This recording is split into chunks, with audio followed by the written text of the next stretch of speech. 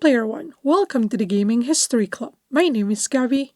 Hello, I'm JP, and we pick up where we left off last time, continuing our Sega saga to talk about the Master System, the console wars, Sega's exit from the console market, and so much more. So let's spin dash and go.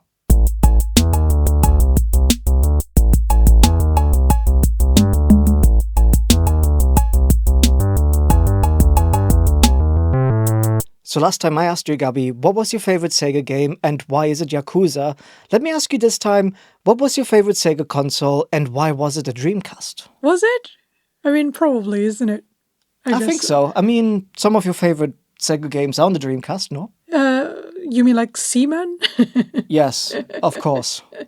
Definitely Seaman. Yes. We won't be talking about Seaman, unfortunately, in this episode. But yeah, that was a game for the Dreamcast, that's true. Anything else? I'm pretty sure Crazy Taxi? No, Crazy Taxi was definitely Dreamcast, yeah, you're right. And Soul Calibur, actually, which I really like playing on arcade. So, I didn't play it on Dreamcast, but, still a great game. I thought the real reason was that, Dreamcast and your favorite football team, they had a bit of a relationship for a while in the late true. 90s. Did they not, Gabby? Yes. Yeah, Arsenal, who I believe have won the English Championships. Is that true? Yeah, it's called Premier League, JP. Yeah, I don't care. Who cares about football? I play video games. That's true. And not football video games. Yeah, football. So yeah, I mean, Player One would know, by listening to this now, that yes, I am an Arsenal fan. We've probably lost like 2 out of 5 listeners right now with that statement, but that's okay. Probably, that's true. I'm sorry, I don't bring my football to my video games, but enough football, right? Because we're not here to talk about football. Should we carry on then to talk about Sega? History of Sega. Yes, come on, I'm excited. Sega Saga. Let's do it, come on. Okay, fine. Well, let's just remind ourselves a little bit of what we kind of talked about last time and continue from that. So let's start to talk about what the video game world was like back in the summer of 1983 when Sega released their first console, the SG-1000, and actually also Nintendo with their first console, the Famicom, or what we probably know in the West as the NES, on the very same day, mind you. Yeah, what a coincidence, really. Yeah, it's just weird. They just so happened to both come out at the same time, the same day in Japan. But anyway, that's Japan, but what about the United States? Because they were certainly not having a very good time back in 1983, let me tell you. So obviously over there the industry crashed and it left Americans with a very sour taste in their mouth regarding anything at all to do with video games, especially the home consoles. But you know what? This includes the arcade games as well, like the video game crash there, although caused by the home console market. It marked an end for the golden age of arcade gaming as well. And the reason for this is there was just too many bad video games being made, especially for the Atari 2600. And it was extremely difficult to know what games, were really, really bad, which was a lot of them, and which ones were actually good and worth buying. This was before a lot of video game magazines and, of course, before the internet. So consumers had no idea what was going to be good or not until they spent their $35 on average, So anyway, the US, it's basically paralyzed and confused at the same time. Like, when that happens in Pokemon. Just really bad times for the US. But hey, the good thing is the world doesn't just revolve around the US, right? Because outside of the US, things were just fine in the video game market. Although the world definitely took notice of what was happening in the US to a really young video game industry, and it left a so-called the Atari shock.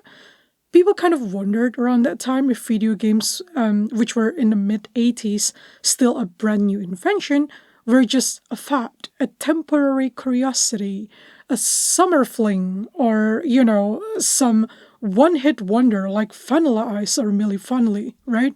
So, yeah, we didn't know at that time what would happen with video games. Yeah, girl, it's true. And it was largely this lack of interest in the arcades that led Sega to try and enter the home console market in the first place. So the Famicom was selling way, way better than the SG-1000. it wasn't even a competition, to be honest. So Nintendo's Famicom, they had a 90% market share. Meaning 9 out of 10 consoles being sold at this time were a Famicom. And for Sega, you'd think this was really bad news, but as a matter of fact, for them, it was still positive and a really successful endeavor, the SG-1000, actually. Yeah, so Sega definitely had a more optimistic point of view in the release of SG-1000, actually. So Hideki Sato was the engineer that led the internal division at Sega, called Sega Away Team. That's the team behind designing the consoles, including the SG-1000. So he has said that once the console sold 160,000 units in its first year, Sega had stars in their eyes because the SG-1000, while not selling as well as Nintendo's console, they're still selling better than the Sega's arcade games. So Sega caught this console fever, and they threw Hideki Sato back to console development using as much experience from creating arcade games into making consoles instead. So the Sega Away team believed, probably rightfully so, that what was holding them back from making better games was actually the console itself. Although if you ask me personally, I think the controller also had something to do with it because it looked like the Atari 2600 style of controller. So you had like this waffle with a joystick attached to it and some buttons on the side. It was very plasticky, very clunky looking. So that definitely also needed a revamp, if you ask me. So in July 1984, around a year after the release of the console, Sega revised and released the SG-1000 Mark II. And the Mark II was only a slightly altered version of the original. The hardware under the hood was, the exact same as the Mark I, but the controllers were detachable from the console, so you could actually replace them with better-looking joypads, similar to what the NES had, rather than the Atari 2600 style of, joystick. Yeah, and the other change was that it came with a built-in Sega card reader. So the console came with two different game formats. The first one is the traditional bigger game cartridges, and the second one is Sega cards, which were smaller, thinner, and sleeker looking. And to be fair, they were kind of cheaper to make, but also didn't hold as much memory as those cartridges did. But despite those revamps and innovations, it still wasn't enough to better compete against the Famicom, so they went back to make yet another revision to the SG-1000. And on a side note, by the way, this is still all happening in Japan, by the way, because neither the Famicom or the SG-1000 are released outside of Japan just yet. So Hideki Sato and also Masami Ishikawa went to make another upgrade to the SG-1000, the Mark III, and this time the goal was to create a more powerful system than the Famicom. And they definitely succeeded in this respect too, because the Mark III was now powered by a Zilog Z80 processing chip, boasting 128 kilobits of memory, which was twice as much as the NES had. And oh my god, am I still missing when they were able to call things like cool, Zilog Z80 rather than like 4090 and... Yeah, I guess they were more creative in terms of like naming convention. Yeah, I digress. But wouldn't you like to have like a Zilog Z80 powering your computer compared to like, in 3DX and blah? Yeah, it doesn't sound as cool anymore, does it? No, I guess not. Yeah, well, I mean, in this case though, keep in mind that the SG-1000 Mark III at this stage came out a whole 2 years after the Famicom. So I guess making a more powerful console wasn't as difficult or expensive as it would have been in 1983. And, within 2 years, innovation is kind of more obvious to do. Like, you want to beat something that came out 2 years before sounds like just a no-brainer thing to do, right? Absolutely. Yeah. But what happened next was the release of both the Famicom and the SG-1000 Mark III in the US. So at this point, the Famicom was rebranded as the Nintendo Entertainment System, or the NES as probably most of you would know it as. Nintendo trying hard here to make it look like it's not just a video game console, so they call it Entertainment System. Because as we mentioned before, the US was confused and paralyzed by the video game crash, so it had a little bit of a allergic reaction to anything Yeah, to say the least. related to video games, right? It was really not interested in games and extremely skeptical of future of gaming. And they're not the only one. Sega also rebranded the SG-1000 Mark III as the Master System for distribution worldwide. They chose the Master System name after employees at Sega were throwing darts at a dartboard with post-it notes stuck to it with different proposals of names. Master System had the most darts thrown at it. The idea really stuck after the employee explained that his idea came from how the video game market was fiercely competitive. But just like in martial arts, there could only be one master. So there you go. The Master System. The right? Master System. Not just an entertainment system, the Master System. Yeah. Even though both were just playing video games at the end of the day. Exactly. Yeah. Both the NES and the Master System released in the US in September of 1986, but apparently this time not on the very exact same day. Sega was really hoping that its console would perform better internationally than it did at home in Japan, but the sales of both consoles actually reflected their fight back in Japan as well, so again, Nintendo was outselling Sega roughly 10-1, and several factors came into play here. First of all, Sega hired the former Nintendo of America Vice President of Sales, Bruce Lowry, to manage the console in the US. And how did Sega manage to capture the Nintendo of America VP of Sales? Well, they tempted Bruce to join the competition by offering him his very own office in San Francisco. I mean, I wouldn't say no to my own office in San Francisco. I would ditch Nintendo in a heartbeat for my own office in Silicon Valley. Yeah, would you? Yeah, of course I would. Okay. Well, I don't know, actually. I mean, it is Nintendo. But the entire marketing campaign for the Master System was run by just Bruce and Bob Harris. So you could say the marketing effort run by just those two people was just nowhere near good enough to get the interest and the excitement going that the Master System really needed in the US. Well, yes, because Nintendo, on the other hand, already had a reputation from recognizable mascots like Donkey Kong and Mario from the arcade were, definitely huge hits, right? And they were intimately recognized as Nintendo games you could absolutely know from the mascots. Like, yeah, that's Nintendo. It's a staple of the golden age of arcade games, the mascots, right? We got Pac-Man, we got Frogger, we got Donkey Kong. Exactly. We got Mario. That's really what elevated the arcade games of the time back then. Well, yeah, added with like the NES, they came bundled together with Mario Brothers, which was a huge game, obviously. One of the most important and recognizable games up to this day.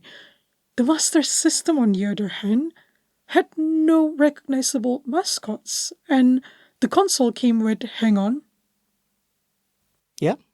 No, the game again. I did the same thing with last episode. Here we go. Yeah. So with the game Hang On, which was incredibly popular in the arcades, but it would make sense why it also didn't make sense. Right. To remind you. Make that make sense, Gabby. Explain, please. Well, to remind you of the game Hang On, it was developed by Yu Suzuki, and it was the first motion control game where you sat on a prop vehicle, in this case a motorbike, which, you know what, sounds really cool for the arcade, but the console version obviously didn't come with a motorbike or handlebars, so... Well, that was the mistake then, definitely. It is not comparable to the arcade version. So in comparison to NES and Mario Brothers, it felt kind of basic, plain. It's just another racing arcade games coming to console in this case, where with Mario Brothers, they could reinvent platformers and level designs into the home console game. So, big difference here, I would say. Yeah, totally. I can see that, yeah. Yeah, and also it didn't help that the Master System's library of games was also small, so Sega didn't really have the same support from third-party developers like Nintendo did, so, Yeah, and this was Nintendo's fault, because they made its third-party developers sign these cutthroat licensing agreements, So if you wanted to make a game for the NES, like Nintendo told you like straight up, you're gonna need to sign this contract, and you're not allowed to port your game to any other console for like many years to come. So it was back to making yet another console for Hideki Sato, Masami Ishikawa, and the rest of the internal division at Sega. And development was starting almost immediately after the Master System was released in the US. They were not waiting, they were like straight for the next console at this stage. So while Nintendo was dominating with the NES now in the home console market, one thing Nintendo wasn't doing anymore, they really didn't care anymore about the arcade games. So this is exactly where we have to say, Sega was doing really well though, because the Master System, it wasn't doing really well against the NES. But in the arcades, Sega was making the arcades cool again to visit, especially in the US, with those games from Yu Suzuki, those motion control games like Hang On, Outrun, Afterburner, and Sega has been credited now for getting people back in the arcades following the video game crash and after the golden age of video games is over. So, thanks to Sega, at least the arcades are cool again to come back to. Anyway, Sega continued to rely on their knowledge from arcade games as well, obviously, and they were really impressed with the power of the 16-bit video games they were making. So they took their own System 16 arcade board and they adapted it to fit into a new home console, with the goal to be the first manufacturer of a 16-bit home video game console, and they made this the front and center of their entire strategy going into the next generation of consoles. Yes, so development took around 2 years to complete for this new console. It's powered by cutting-edge Motorola 68000 CPU, as well as the Master System's Zilog Z80 chip, making a comeback this time, dedicated to providing the sound for the console. Sega had the first 16-bit machine ready for release at this point, but they didn't have a name just yet. After more than 300 potential names were suggested in an internal competition, finally they settled with Mega Drive as the name. Yeah, so any American listeners will probably be wondering what's the Mega Drive. So let me explain. Rumors have suggested previously, and you can still find these on the internet a lot of the time, that there was a trademark issue in North America, so that the console had to be renamed to something else, and for the US, there was going to be the Sega Genesis. However, David Rosen from Sega, he has always maintained that the real reason was simply that he disliked the name Mega Drive, and he preferred something like Genesis because he wanted it to mark a completely new era for Sega. And as for the design of how the console looks itself, Sega was inspired by music devices and cars of the era, so it was really trying to distinguish itself from that plain-looking VHS kind of deal that the NES had going on. And they were hoping to capture a market that grew up with Nintendo games, playing Mario, but by the time now had matured and now wanted something more adult to play compared to a plumber jumping on mushrooms. And so Sega released the Mega Drive in Japan on October 29th, 1988. Probably not the absolute best timing-wise, because this was just a week after Super Mario Bros. 3 came out. So maybe the launch was a little overshadowed by the game in Japan. After all, Mario 3 was the best-selling game for the NES of all time, so probably hard to compete, right? Yeah, I mean, especially in the US, because I believe they had that movie come out where they had the Power Glove in it, that dude with the Power Glove. Oh, yeah. And I think there was like, at the end of the movie, they show like the official trailer for Mario 3, and like kids lost their minds a little bit. Like it was a big deal, Mario 3 coming out. Yeah. But anyway, back to the Mega Drive. So at the start, it was selling really, really well at the very start of its launch. Within 2 days, the console was sold out in all of Japan, but after a year, it managed to only sell 400,000 units. And just for a little bit of context here, so once the other 16-bit consoles started coming out in Japan, so Nintendo's Super Famicom and the NEC's PC Engine as well, the Mega Drive was like a distant third place when it comes to the number of consoles sold. So again, this was just in Japan, right? So how the Mega Drive was performing in Japan. But regardless of this, Sega still decided, you know what, this is good enough for us to release the Mega Drive worldwide anyway. And so Sega released the Genesis in the US in September of 1989. And on a side note, this is going to be later more important again. This was 2 months after Nintendo released the Game Boy in the US as well. So again, we're talking about like a really expensive time to enjoy playing video games. Like, goodness me. Where's all this cash coming from, you guys? By the Game Boy, Mario 3, Mega Drive.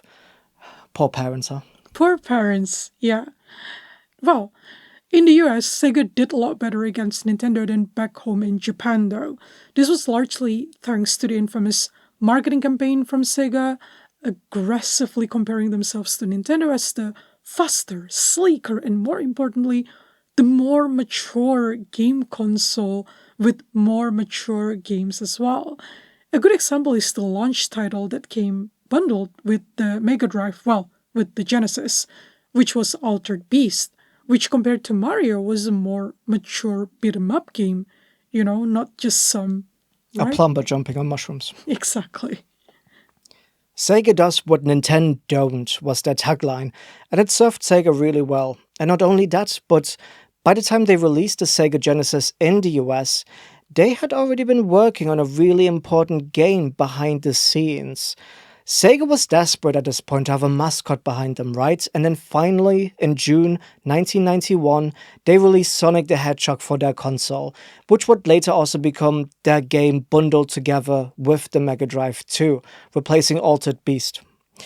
It was pretty good timing here too this time, because the Super Nintendo was released just 2 months later, in August 1991. So just 2 months later after Sonic the Hedgehog, right? So Sonic was so popular, though, that the Genesis was now outselling the Super Nintendo 2-1, and it did this all the way until December of 1991. So yeah, the Genesis really had the upper hand when the Super Nintendo was coming out.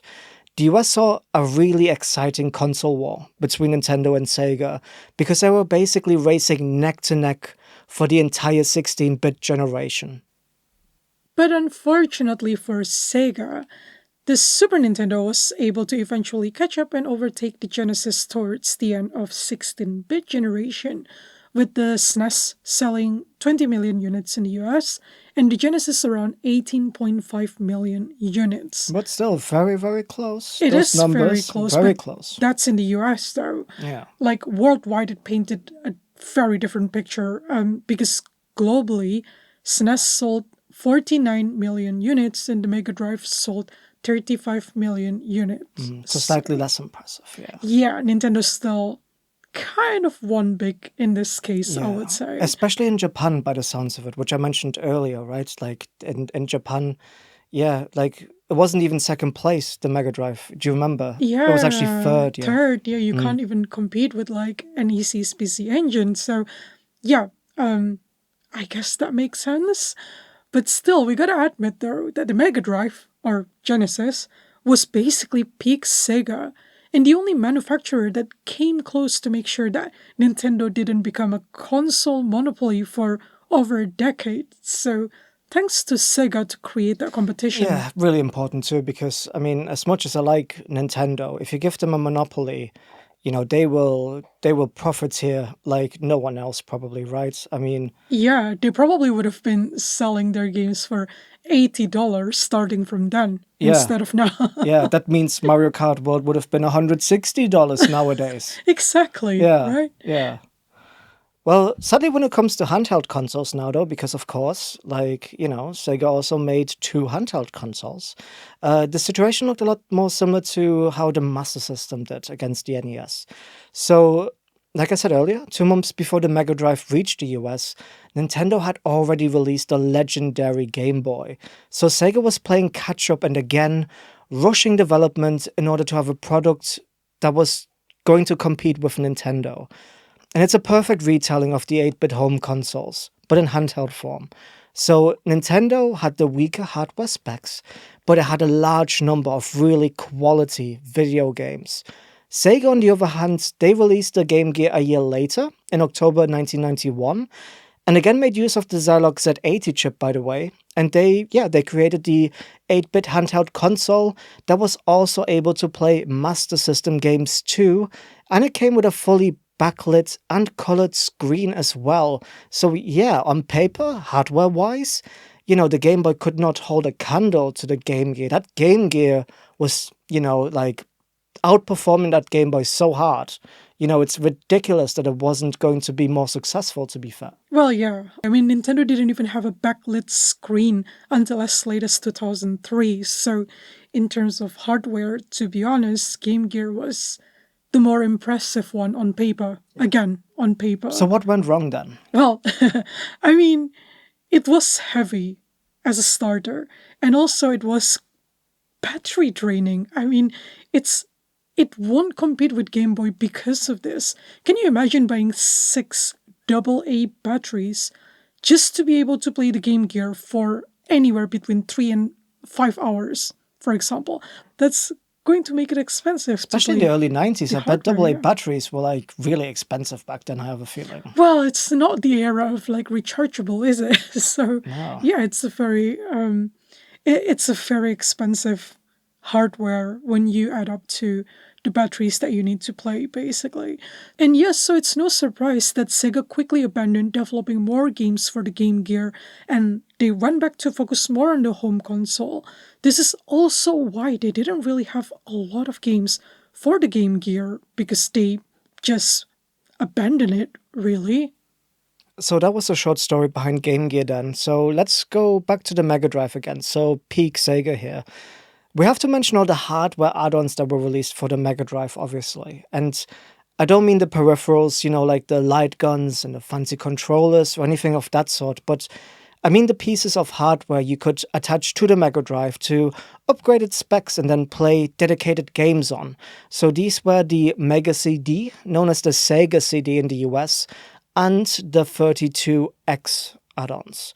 So these were released for the Mega Drive to bridge that gap from the Mega Drive to the upcoming brand new console, the Sega Saturn, that was still a few years away.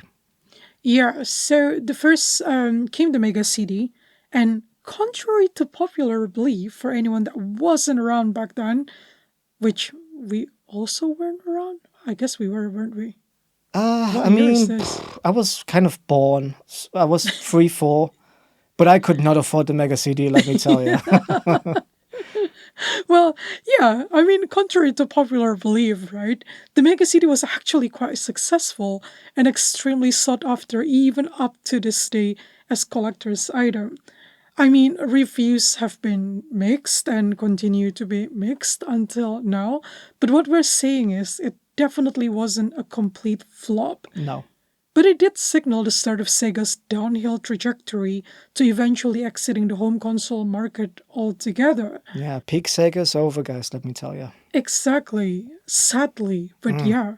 So the way it works, the Mega CD attached to the Mega Drive and came with its own Motorola 68000 chip, but running twice as fast as that of the base console. The RAM was also ramped up from 1 to 6.5 megabits, so definitely make it more powerful. Definitely a boost. With the Mega CD. Oh, yeah. Yes. But on the other hand, this would make it a really expensive upgrade if you want a Mega CD, because it costs $300 for the add-on itself. But somehow, Sega was very convinced that gamers would pay the price anyway for more power. I mean, were they right? Well, so it sold less than 2.5 million units worldwide. So it definitely wasn't commercially successful. If you compare it to, how good the Mega Drive base console itself was selling, that was like a drop in the ocean, right? I mean, compare that to the, what did we say, 30 million units worldwide? Now it's 2.5 million. Yeah, you can see why people think this kind of was a flop. And Sega discontinued support after just 3 years for the Sega CD. But on the upside here, right, Sega released some really good games for the CD add-on.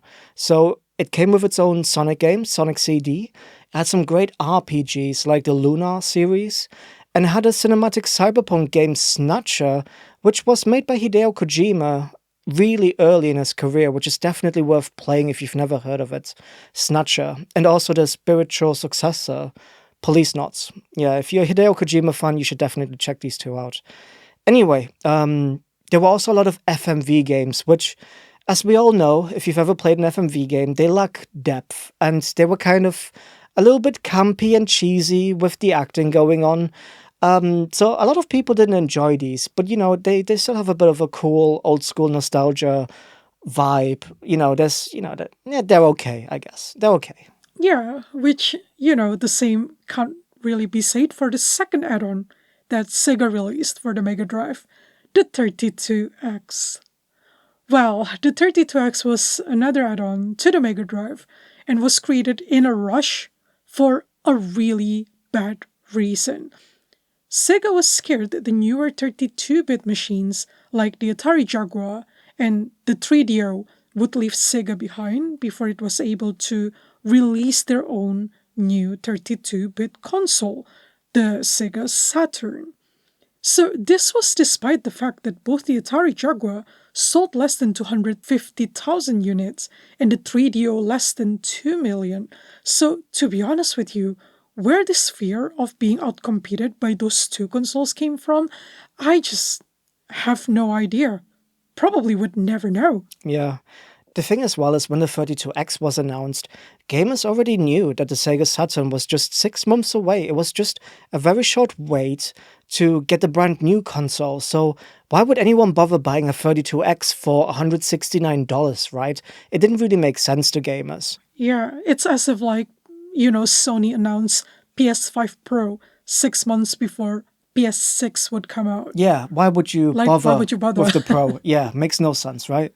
So 800,000 units were made of the 32X, but Sega only managed to sell around 665,000 units. So all of those remaining units, they were sold at super steep discounts, right? And the library was tiny for these games as well, just 40 games. And they didn't really make use of the 32X's capabilities either, because all of those developers, they were rushing to make the games, before the Sega Saturn comes out. So all in all, it was just like, a losing battle. It's just, everything was rushed and, it wasn't pretty, honestly. And get this as well, just in case you had both the Sega CD and the 32X, there were 6 games that were specifically made if you have the base console, the Sega CD, and the 32X. So if you had like a $600 monstrosity of a video game console, you had 6 games you could play specifically for that setup. Ridiculous, right? Well, but enough complaining about the add-ons, because now we can complain more about Sega's next console, the Sega Saturn, right? Woohoo! Good time to do that. Well, the Sega Saturn had the terrible misfortune of being a powerhouse of 2D games platform, released at the exact same time that 3D gaming became popular. So, Yeah. What luck, huh? So, in December of 1993, almost a year before the Sega Saturn would launch, Sony revealed the system specs for the PlayStation, and they were hinting at 3D graphics that matched Sega's cutting-edge arcade hardware. Not just home console hardware, but arcade hardware, okay? And the capacity to handle complex 2D games as well. And so when Sega CEO Hayao Nakayama learned of this, he was really furious, okay? I would have not liked to have been in the office that day, let me tell you. So he sent out Hideki Sato to fix the Saturn and, make it more powerful compared to the PlayStation just a year before it was due to launch. So there was no time at all, right, to make any decent changes here. Regardless, Hideki Sato, he handpicked a team of 27 Sega engineers and he tried to get to work with this. But with such little time and with no chance of getting a brand new chip for the Saturn, they decided on a really complex 2-chip architecture for the Sega Saturn, and this in turn also made it really difficult to develop games for in the end. Yeah, and the final nail in the coffin was the day Sega announced the price point of the Saturn to be $399, and Sony announced in a now super infamous gaming moment that their PlayStation would cost $299.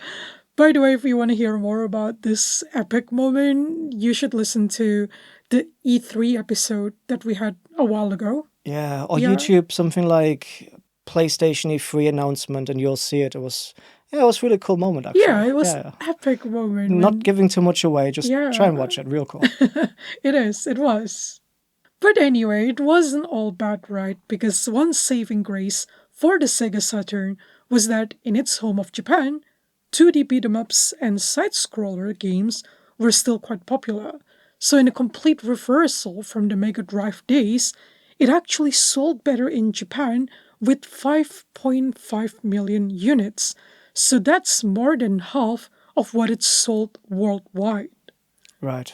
More than half of all units it sold were in its home of Japan. Yeah. Yes, and the former marketing director of Sega Europe went on record to admit, you can have the best games in the world. You can have the best machine on the market. But unless you roll the two together with solid marketing, you won't succeed. Which I think is really the case for Sega Saturn in this case. It's basically the entire Sega story, if you ask me, Yeah, Like they make fair. the more powerful consoles, but they haven't got the games to back it up.